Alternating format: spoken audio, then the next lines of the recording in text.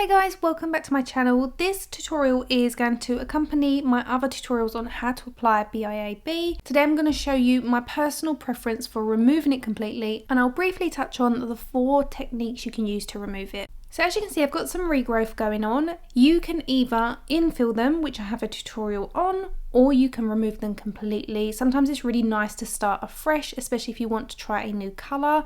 This is my fresh set after I remove them. I'm not going to show you how to apply it because I do have tutorials on that, which I will link on screen for you now. However, today I'm going to show you how I personally prefer to remove it and also prep my cuticles ready for reapplication. In case you're wondering, the shade I have on is by the gel bottle. It's number 19. It's one of my favourites. This is actually a shade I wore for my wedding.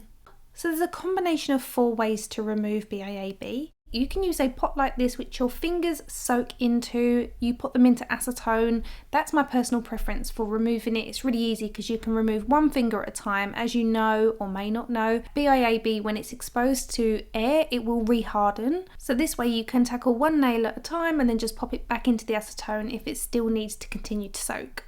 This next method is one you will all probably be most familiar with. It's to use foil to soak off your gel. This is a method that we've used for many years when shellac and gelish was really popular. You can of course use the same technique for BIAB. You can use regular kitchen foil and place a tiny bit of cotton in the middle, or you can use these pre-made ones and you put a tiny bit of acetone onto the cotton and then you would fold it around your nail and you would leave it in place for 15 minutes. Again, because once the nail is exposed to air, you have a few moments to get rid of the soft gel before it hardens again, and then you can pop it back into your tinfoil to soak off any stubborn gel. Just make sure you buff off your top coat before you start. Another way to remove the gel is to use an e-file. This is a product that you would need to be trained in. I wouldn't recommend buying one off of eBay and just trying it for yourself because you can get heat spikes. This can really damage your nail bed.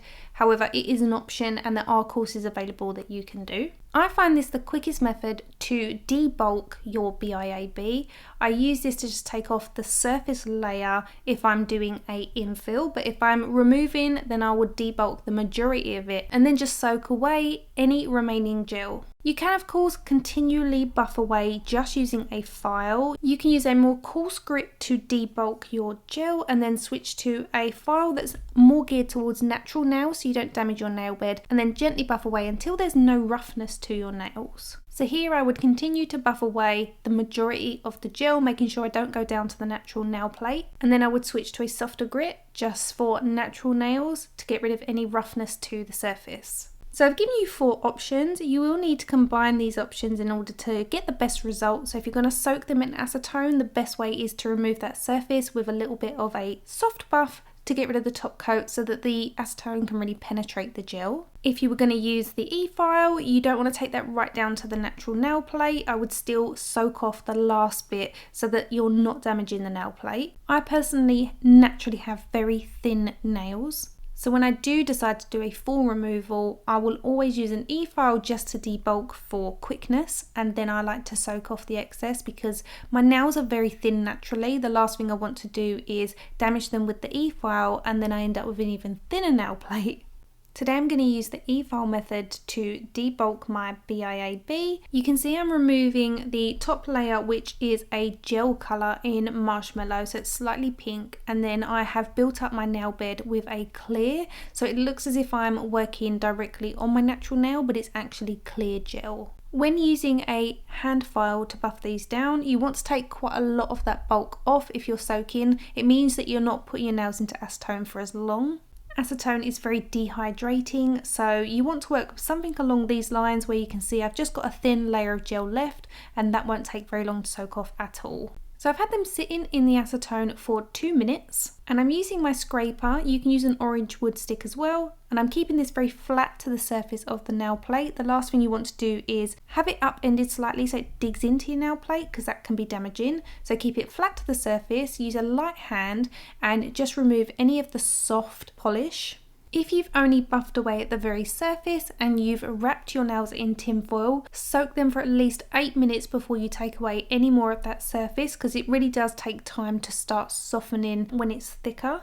And you can expect to soak them for at least 15 minutes. When you're soaking in pure acetone, you will find that your skin goes slightly white, but as soon as you wash your hands, that completely dissipates, so don't worry. This method where I debulked with the e-file and I'm soaking them in the acetone, this literally only took 5 minutes. Using the hand file is great because it means you're not soaking your hands in acetone, however it does take a lot longer, it's a bit more tedious. So for me, this is the quickest method for a full removal. I don't do a full removal very often. I'm big on the infills because again, it's quick and easy. I tend to do it when I want to change the colour. So I've been using clear for a little while, but now I wanted to go back to more of an opaque natural nude shade. So that's when I will do a full removal and it just feels nice. Sometimes it's necessary if one of your nails lifts or you get a slight air bubble in it, which is obviously more visible if you have clear on. It's very rare, but it can happen. Then it's advisable to take that off completely and just redo that nail.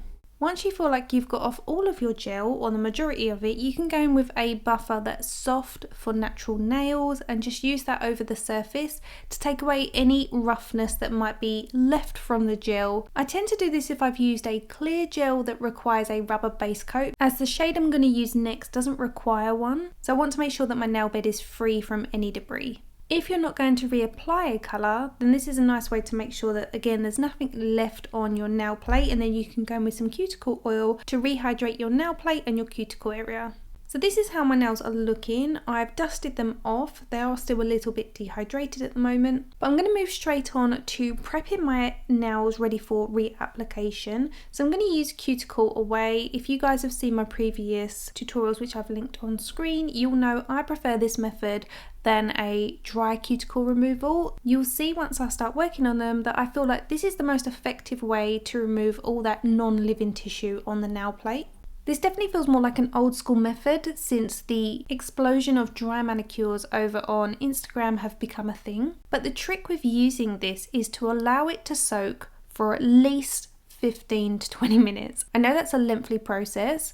The idea really is to leave it until it almost dries on the skin. So when I'm doing my own nails, I'll wander around the house, I'll do some chores, and I just allow it to soak in, and it almost looks as if there is nothing left, it's no longer wet. But as soon as you use your tool to lift that non-living tissue off of that nail plate, you'll see it comes off in abundance and it's effortless. I no longer do nails for clients, but this is definitely way more comfortable than the dry manicure. I've seen lots of reviews on TikTok of people that have had their nails done and they still love the result, but they're always talking about how sore their fingers are the day after, and it's always around the cuticle area. And I believe this is because nail technicians are always cutting away at the eponychium when they feel like it's just cuticle, but rarely does anybody really need that cuticle cut. It's really just the non-living tissue that's on the nail plate itself that needs removing, and for me this is the most effective way. I think because it's become such a satisfying thing to watch people trim nails that when they cut away at that eponychium, it looks really satisfying to remove. Not many people are aware that that's actually live living tissue. If you are genuinely removing away just the dead tissue, your nail should not be sore the following day. If you or your nail technician are removing genuine dead tissue, then there's no way that your nail or your finger area should be sore in any which way. So as you can see, the nail plate is looking very, very clean, and I didn't touch the eponychium at all. If I wasn't going to reapply my polish, I would just use cuticle oil and really rehydrate that nail plate. But as you can see, this is my finished application. This is a fresh set, and if you want to see how to achieve these, check out my previous tutorials. Thank you so much for watching. I hope you've learned something. I hope this was helpful and educational. If you have any questions, leave them in the comment section below and I will do my best to get back to you. Thanks so much for watching, and I'll see you in a couple of days. Bye guys.